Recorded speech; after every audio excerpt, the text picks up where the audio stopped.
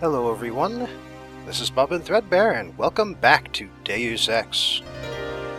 And welcome back to the Champs-Élysées. There's no going back now, of course. Above, I'm showing MJ-12 troops and the Paris police. Also some bots. The police won't bother you, but stay away from the troopers. And you can hear by the noise that it's the big bots, too. In fact, there's two of them just outside, upstairs. And there's two ways up there, but this one is locked. Fortunately, that's the less useful manhole. And while you can play sort of like reverse whack-a-mole by using the Gep gun and jumping up one then the other to get those big bots, I've got a better idea. And in fact, the better idea is the reason why I've been hanging on to those... Oh, there it goes. Ooh, sounds like there was a dog up there. But yes, this is why I've been hanging on to those scramble grenades. But the combat music is stopped, which makes me suspect that, yeah, looks like they actually got it. They destroyed one of those big bots. Fortunately, I've got another scramble grenade, so perhaps I can use it on the second bot. Well, the way this works here is that there's this one main thoroughfare, this sort of dog leg still left here. Good, it hit it. Sort of dog legs to the left here, and at either end there is this checkpoint here. And then one at that end over there. And most of the MJ-12 troops are concentrated near one or the other. Not sure what you might find in these buildings, but if you break an inner, be prepared to deal with the Paris police. Yeah, the police are also around here somewhere. Mostly I'm interested in seeing what damage that guy can do to the two roadblocks now that I've taken care of them. Of course, there's also the mini walker over here. And I figure while the big bot has its fun with the troopers out on the main streets, I'll figure out what this spy drone can really do. And the answer appears to be not all that much at all. Although that's actually a fisheye lens in the corner there. And that's the other problem. It takes forever to recharge the spy drone. It's because it does actively stun those bots when you hit them with it. It doesn't just deal EMP damage, it causes them to pause, as that walker bot was doing until relatively recently. Of course, what I'm trying to do here is, figure out just how useful this spy drone is in actually destroying these things. And at level 2, it can be said it's not that useful at all, in fact. Let's try and finish this off with an EMP grenade. Oh, come on! These things aren't that resistant. Took out the ones in the Hella base with just the... You didn't see anything. Took out the ones in the Hella base with just one EMP each. Okay, so the second one took 2, but that's because I missed through. Wow. In any case, looks like the big bot took down at least a few of the MJ-12 troopers. And it's freaked that police officer right to hell. But fortunately, he hasn't really caught on that I'm the one responsible for all of this. Hey, this entire side has been cleared out by that bot. Aside from the one I killed to get their attention, but that hardly matters. Anyway, there's a reason I've come straight into here. And that's why. Because it shut down that bot without me having to spend any explosives on it whatsoever.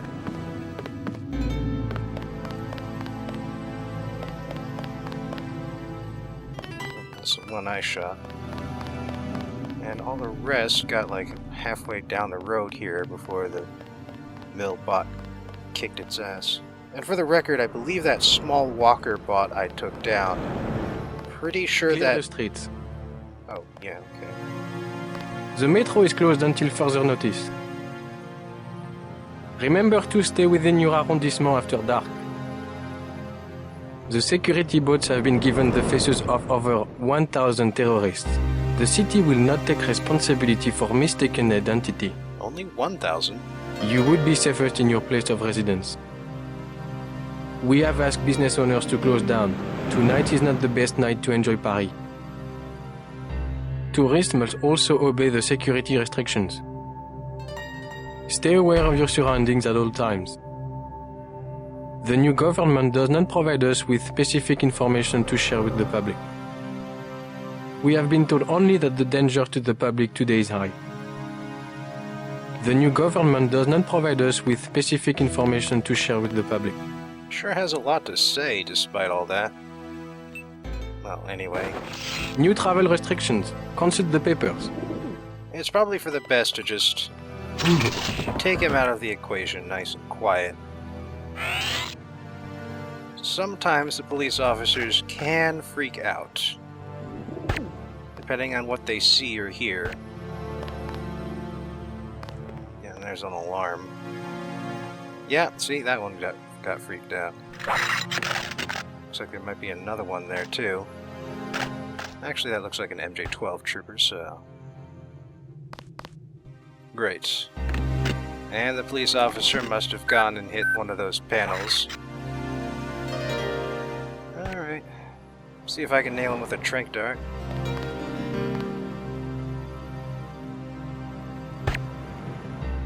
Come on. How high do I have to aim on this guy? Well, that's odd. He's turned green. So I guess it doesn't matter anymore. Just collect these tranquilizer darts.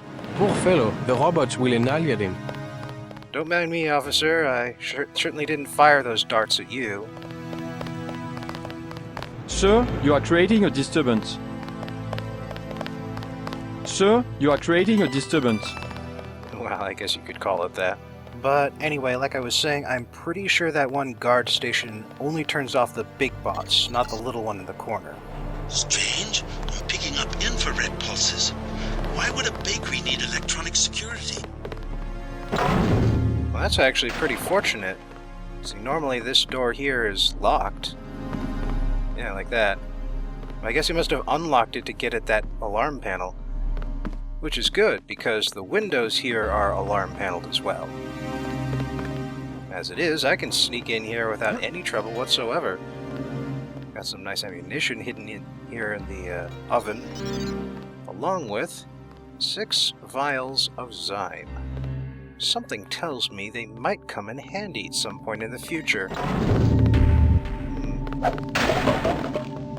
Curious, these premonitions I get. And luckily, as usual, the guards don't actually care where you're standing, so that's no trouble either.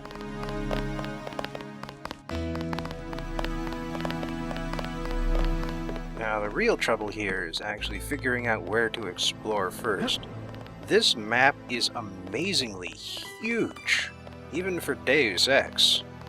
And there are tons of places to explore, tons of buildings I can enter. Not all of them, but a lot. Ah, the Paris nightlife. Have a taste of wine for me, JC. I'll pour you out a shot. Hey, Jaime. Long time no see. Thought you could run off for a weekend in Paris without me, huh? Call me nostalgic, but the nightlife seems to have lost its old charm. Yes, but I didn't trust anyone else to deliver this warning. Not even Alex or Tom. What happened at UNATCO? They intercepted a message Alex sent to my home account. Instructions on how to find him in Hong Kong. I hope the message was encrypted. I destroyed my keystone. Tong is safe. But they've been tracking you with an AI program. They've sent Gunther to assassinate you in Paris. Icarus. However, you don't have to fight Gunther or any other mechanically augmented agent. Does that mean you know his kill phrase? Yeah? How do you know about kill phrases? That's thrown 6G information. I found out from Paul. Well, here's some God clearance information for you. Dug it out of classified medical records before I left. Gunther's kill phrase is Laputan Machine. Laputan Machine. Easy enough. Thanks for looking out for me. Staying at the agency and all. Don't mention it. At the sound of your voice, 400 milliamps will discharge into Gunther's midbrain. Poof! I wasn't the only one who got purged. Carter's gone also. Oh man, really? Guess Uneko really is doomed now. Questionable loyalty. Can you believe that? Carter! I think Simons was afraid he knew too much. All of the older guys would let go. Anyone with non-UNATCO experience. Carter told me he was going to contact Gary Savage of the X-51 researchers. I don't know how they know each other, but Carter said, Savage is right. It's time to do something about Area 51. You know Carter, taciturn as ever. Who knows what he was talking about? I'm going to stay here until the soldiers calm down. I saw Gunther leave the club a few hours ago. I heard he was asking about you. Be careful, JC. Be careful, JC. He's our son. We can't have him murdering people from this Majestic 12. He's not a child anymore. This cult. At least he has a position. He's safe. Any organization with anonymous leadership. They might control Europe for decades. Michel will have to survive somehow. I would rather he die with the rest of us. Joshua! Interesting conversation going on here. First and in your heart you are a father. How dare you let politics... I am a Frenchman. You have abandoned your own son. Perhaps I want to take the metro to see my mother, yes? Should I forget mother and my own freedom to travel so that Michel can have a small salary? These are difficult times, I don't deny it. He and his new friends murdered the Loredans simply because the old man ran a journal. Next time, he will come to murder us. One of these two people has an authentic French accent. The other one does not. Anything more to say? I couldn't help overhearing about your son. They have us, yes. Majestic 12. Whoever they are. When you have the use, you have everything. Joshua, be careful. You don't know this man. I will not hide under a rock. You have nothing to fear. I would like to see the end of Majestic 12 as much as you would. I was just surprised to find a Parisian who has heard the name. Well, my son, you know. I learned what I can about him. What else have you found out? You are one of the revolutionaries, huh? Maybe you can do something with this. Street Station 17 and Werewolf from a car in his wallet. I think it is the logging for the guard shack up the street. What about Michel? You'll get him killed. He was the one who wanted to be a soldier.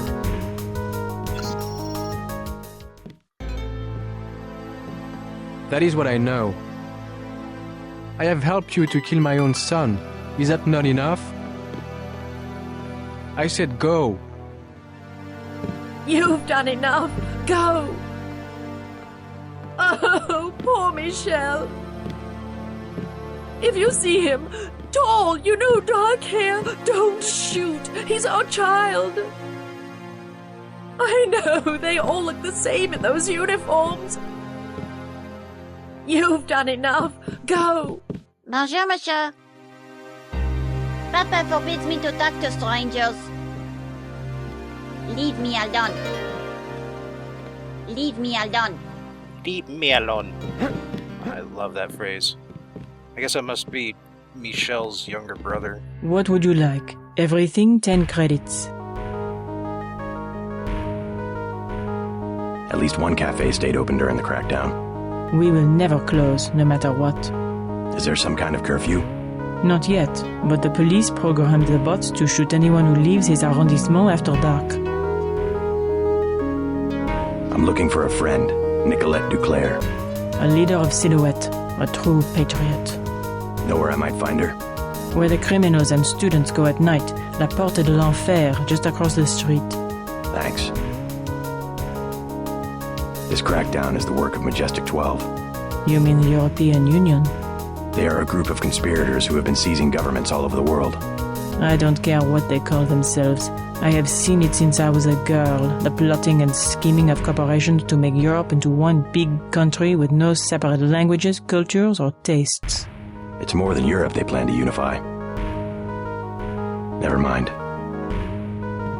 Yeah, that was a pretty sobering exchange up there. You know, just a reminder that, well, even stormtroopers have mothers.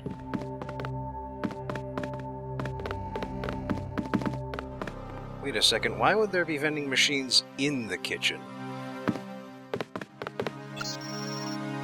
Odd place to put that. Got another ATM number. If you have a request, talk to my assistant Raymond. He always seems to be looking for something to do. I'm busy. They will serve you out front. I'm busy.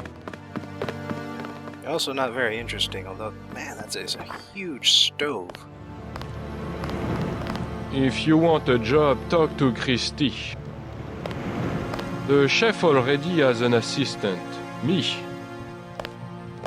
With business the way it is, because of the soldiers scaring everybody, we won't be hiring anybody soon. This is a very difficult job, not for everyone. I don't think you would work out. The chef has exacting tests. I must get back to work. Just more about the catacombs there. This is an interesting building, in part because I have no idea what it's useful for. Oh yeah, there is one other thing though. You see that door over there? See, that door is the only way into that particular building, so I figure, you know, might as well get rid of it. Hopefully I won't scare too many cops with that. Hey! Hey! Ah, nuts. Looks like that spooked all of them.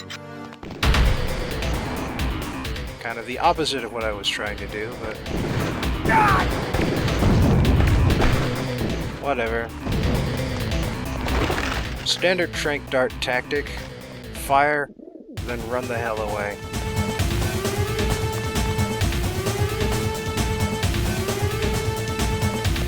Man, that guy took a lot of damage.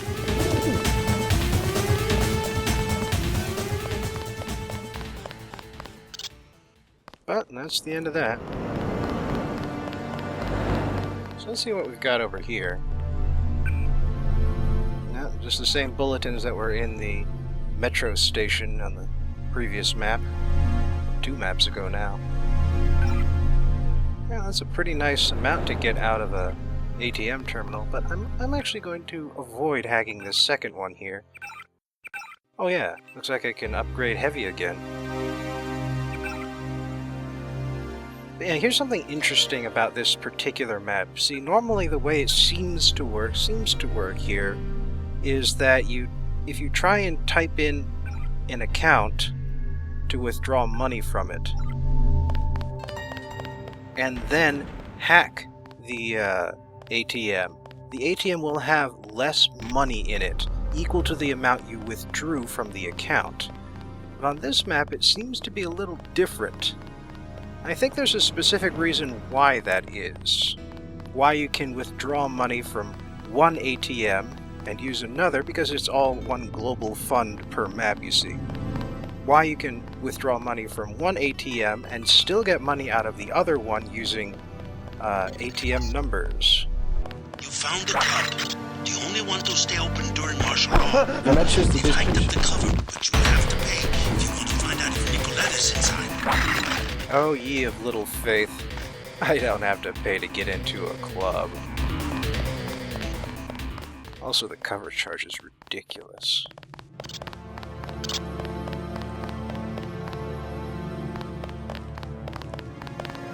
Can I ask you a question? I am not paid to advise tourists. Take it easy. I just want to know if you've heard of Nicolette Duclair. I have no dealings with Miss Duclair. I sweep the streets. That is my life. But you know her? Where would she be this time of night? I don't have money to waste on that place. Number 13. Club La Porte de l'Enfer. Pff, a private club for rich phonies. Number 13. Thanks. If you want Renault, he's in the bar at the hostel. Great. What would I want with Renault? You aren't who he was going to hire. The professional thief? I'm flattered. Enough talk. I do not want to know about your business. My job was cleaning up the streets. Now, I hide from security forces. They still send the money every month, so I don't complain. I do not want to know about your business. Also, P.S. the club is immediately next door, so you don't really need instructions from him. Yeah, and there's the front door right there. A digital media store. Don't waste your money in those places. You can get anything you want for 2 credits on the black market in Asia. Why would you need a storefront for digital media?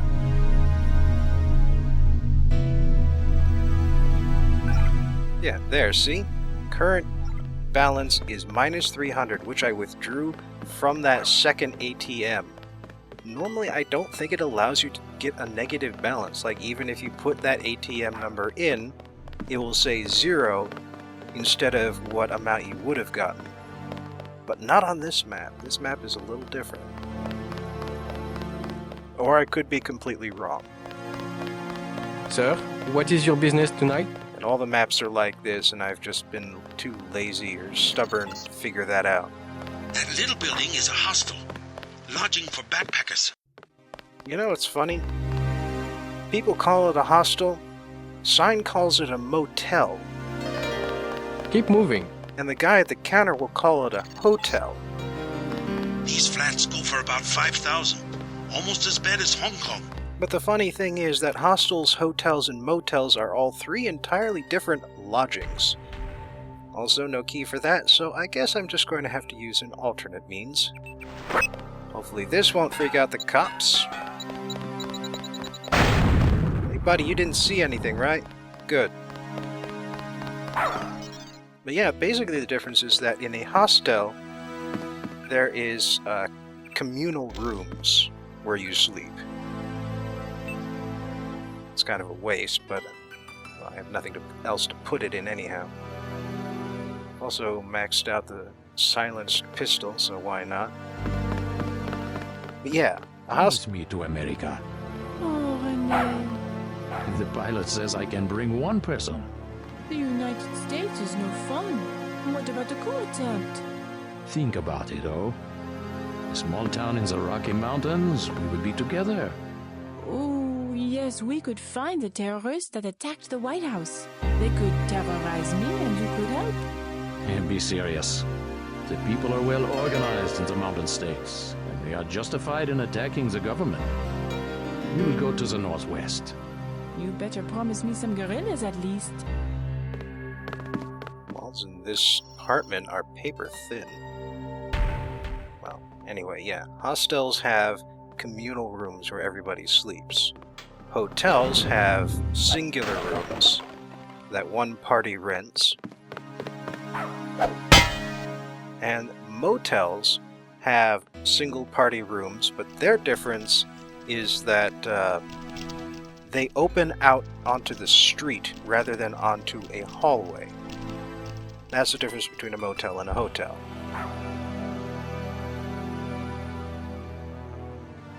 Also, you may be wondering why I bothered to use 3 entire lockpicks on that. Well, it's simply because I don't want to freak out the neighbors. They've actually got a lot more to say, but I prefer hearing it person to person, so we'll do that next time. My, but it has been a long time since we were last in Philosophy Corner. But then it's been a while since we had someone name-drop a philosopher beyond Thomas Aquinas. Let me just clear out the cobwebs here. There we are. Now let's have a chat about Mikhail Bakhtin. He may be foremost a literary critic, but trust me, that criticism has some very deep thoughts about the nature of humanity as well. But first, perhaps I could provide some background. Egging the Ivory Tower. Once upon a time, literary criticism was monolithic. There was only one accepted interpretation of any given work, and of course, the only acceptable works were those written by dead white European men, plus the occasional American if you went to school on this side of the pond. Professors did not assign reading material and then ask students for essays about what they thought. They explained what it meant, the only thing it could mean, and then asked for essays to determine how well the students understood. If you wanted to challenge this singular interpretation, it could only be through a master's or doctorate's thesis, and even so, you'd be guided by your professors and your thesis would not deviate significantly from established thought. But then, in the early 20th century, somebody asked, why? Why is only one interpretation correct? What does it even mean to be correct? How is it possible to be wrong? To find something in a work that supposedly isn't there? This new wave of criticism asked readers to take a closer look at books, and not just the classics, and it determined that the act of reading is just as important as the act of writing. The sense you get from a book is different than the sense someone else discovers, and neither of you has to be wrong. You come into a story from different locations, and so you exit the story at different locations. Even if it's just you reading the same book twice, your second trip might take you to a place you hadn't been before. And why shouldn't reading be important? A book in a vacuum is nothing more than a lump of wood pulp and ink. And that goes for all forms of art, not just literature. The movement was called formalism when it began in Russia, and so it was called when it spread to France, but when it jumped to the UK and the USA, we called it New Criticism. It eventually developed into structuralism, which is about questioning the nature of language itself. What is a word? How is it that you can understand me right now? How is it that you might not understand me? How is it that these sounds let me communicate? How can you define a word without simultaneously defining what the word is not? Structural criticism is also about understanding the memes and motifs that repeat in story after story. TV tropes, for example, is extremely structuralist. These days, the most common theory is post-structuralism or deconstruction, which originated in France. Essentially, structuralism still held onto some essential atoms of theory, like defining light means defining dark, literary motifs must exist in perpetuity, that sort of thing.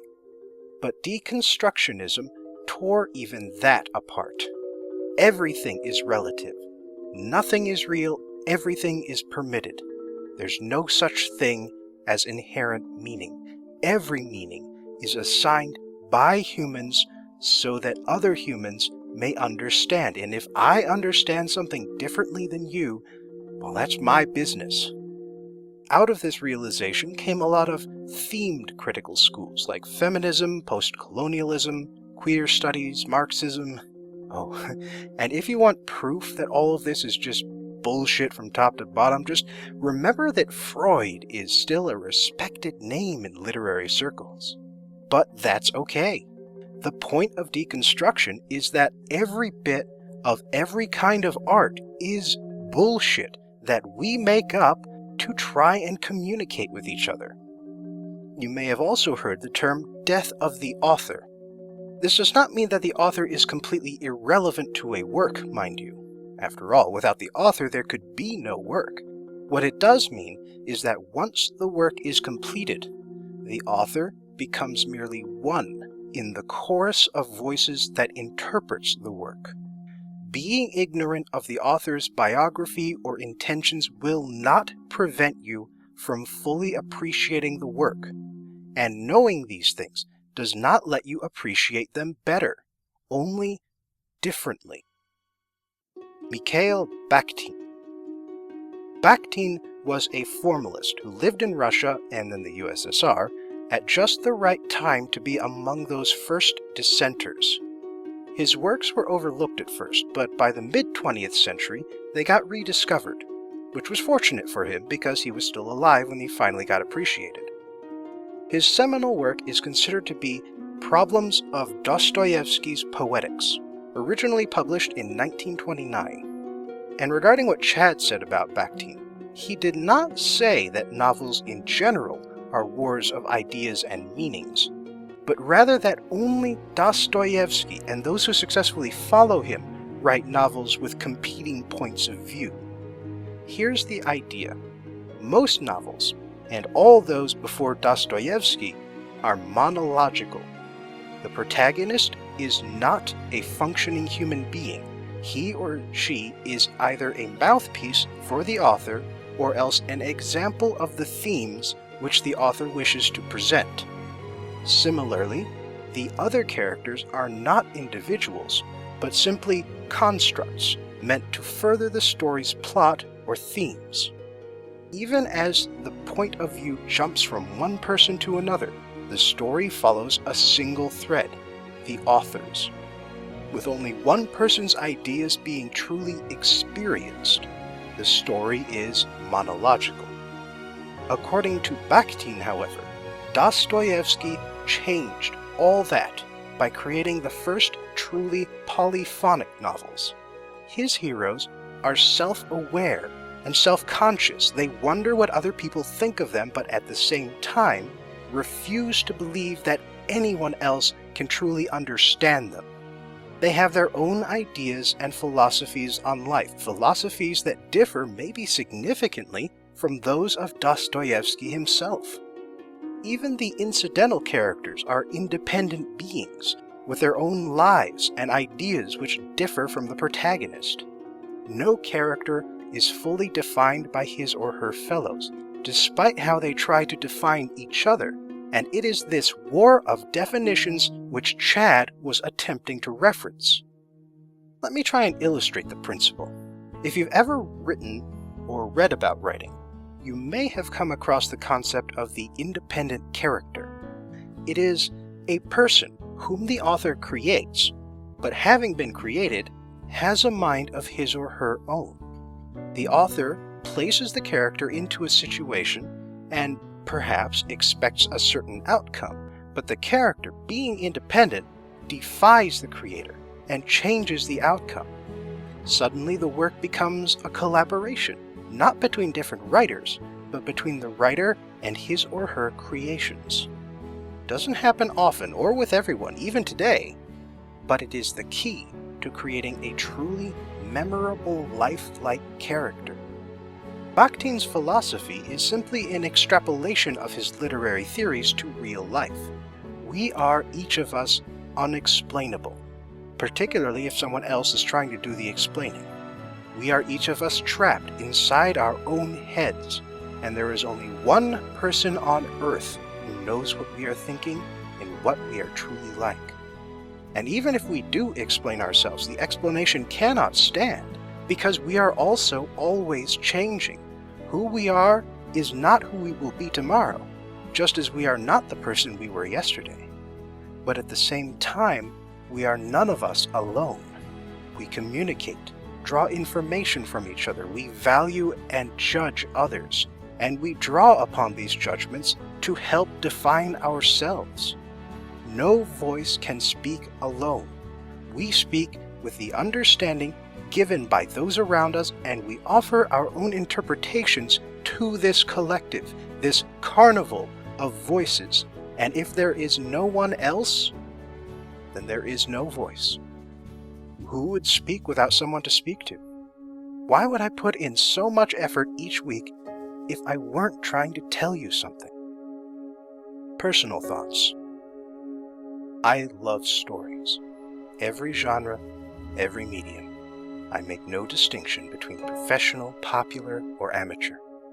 I've mentioned before a few things that are idiosyncratically human.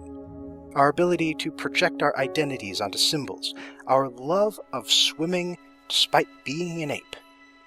But there is nothing more human than the story.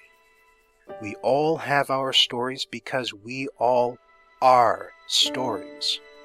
Our identities are the stories we tell ourselves about ourselves. We have our own themes, our own values, our own voices. And sometimes simple words are not enough to explain ourselves. That is what artwork is, an attempt at communication using more than just words. Would you like to know why I value stories so highly? There has always been a theme of falling out of time in one way or another, whether it's falling asleep for a few decades like Rip Van Winkle, or getting captured by fairies and having a single night of revels turn into 7 years on Earth. More recently, though, there's been a transition towards the other direction. Spending years of time on a single day, for instance, or falling so deep into your own dreams that a lifetime passes in a few minutes. I'm sure this is partly some anxiety about the nature of mortality, but I think it's more than that. Every time you consume a story, days, months, maybe even years will pass. Vast distances will be covered, and monumental events will unfold, events which change lives or even the world forever. Conflicts are overcome or succumbed to. People die and come back to life. Maybe it really happened, maybe it didn't, but it doesn't really matter, because once it's over, you close the book, you walk out of the theater, you end the program. Only a few hours have passed. With any luck, you are a different person than the one who first sat down. Perhaps that's the true nature of reincarnation. Since we are stories ourselves, when we consume the stories of others, we become enlightened. Thanks for joining me again in Philosophy Corner, and I think we'll be getting around to this corner a little sooner next time.